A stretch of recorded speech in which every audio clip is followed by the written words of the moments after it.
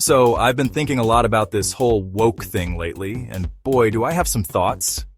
You know how sometimes a word just kinda explodes into the cultural zeitgeist and suddenly everyone's using it?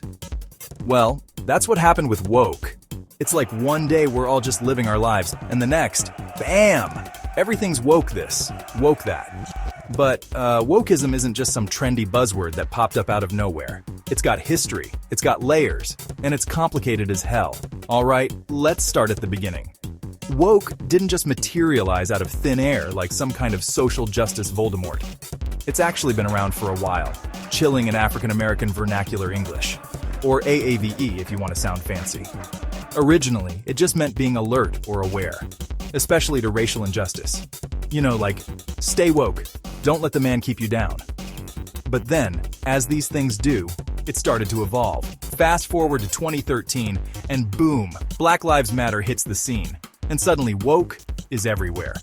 Okay, so now that we've got the origin story out of the way, let's talk about how the left is using this whole woke thing. And by the left, I mean the new left, which is like the left's cooler, more radical cousin who shows up at Thanksgiving dinner with a new tattoo and strong opinions about intersectionality. These folks have taken the concept of wokeness and turned it into a worldview, and let me tell you, it's a doozy. The basic idea is that society is divided into two groups, the oppressors and the oppressed. And I know what you're thinking. Wow, that sounds super simple and not at all reductive. Yeah, well, buckle up, Buttercup, because it gets even more fun. According to this worldview, every social interaction, every cultural norm, every institution is part of some grand oppressive system. So here's where things get really wild. All this wokeness, all this focus on oppression and identity politics, it's had some, let's call them unexpected consequences. And by unexpected consequences, I mean, oh God, how did we end up here? Like, when you spend all your time telling people they're either oppressors or oppressed, some of them are gonna get pretty darn tired of it. And what do tired, frustrated people do?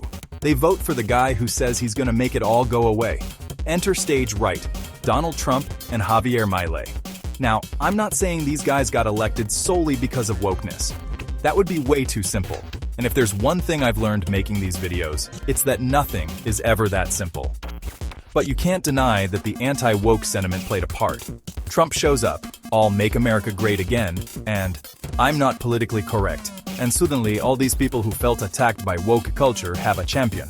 Bueno, ¿dónde nos deja todo esto? Sinceramente, no estoy seguro. Por un lado, tenemos a la gente woke, tratando de abordar problemas reales, pero a veces se pierden en las minucias de la política de identidad.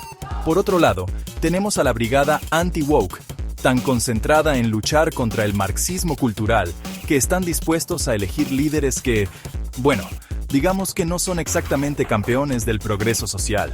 Es como si estuviéramos caminando por una cuerda floja entre un cambio social significativo y una reacción violenta. Y nadie tiene un gran sentido del equilibrio. Pero ¿saben qué? Tal vez, solo tal vez, no tenemos que elegir entre estos dos extremos. Tal vez podamos reconocer que existen desigualdades sistémicas sin dividir al mundo entre opresores y oprimidos. Tal vez podamos trabajar por la justicia social sin convertirla en un concurso de pureza. Y tal vez, solo tal vez, podamos aprender a hablar sobre estos temas sin saltar inmediatamente a las acusaciones o a la defensiva. Lo sé, suena loco, pero bueno, han pasado cosas más locas. So, where does all this leave us? Honestly, I'm not sure. On one hand, we've got the woke crowd trying to address real issues, but sometimes getting lost in the weeds of identity politics. On the other, we've got the anti-woke brigade, so focused on fighting cultural Marxism that they're willing to elect leaders who, well, let's just say they're not exactly champions of social progress. It's like we're all walking a tightrope between meaningful social change and reactionary backlash, and nobody's got a great sense of balance. But you know what? Maybe, just maybe, we don't have to choose between these two extremes. Maybe we can acknowledge that systemic inequalities exist without dividing the world into oppressors and oppressed. Maybe we can work towards social justice without turning it into a purity contest. And maybe, just maybe, we can learn to talk about these issues without immediately jumping to accusations or defensiveness.